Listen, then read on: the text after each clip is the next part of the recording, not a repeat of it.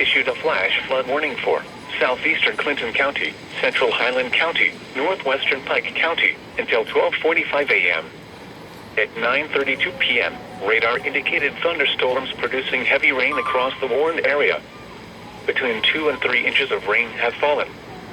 Flash flooding is ongoing or expected to begin shortly. Hazard: flash flooding caused by thunderstorms. Source: radar.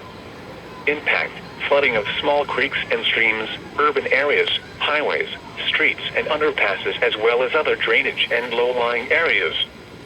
Some locations that may experience flash flooding include Hillsborough, Lynchburg, Leesburg, New Vienna, Marshall, Rocky Fork Point, Highland Holiday, Cynthiana, Kincaid Springs, Russell, Highland, Sinking Spring, Rocky Fork Lake, Highland County Airport, Rainsboro, Samantha and Paint Creek State Park. Move to higher ground now. Act quickly to protect your life. To report flash flooding, go to our website at weather.gov/ILN and submit your report via social media when you can do so safely.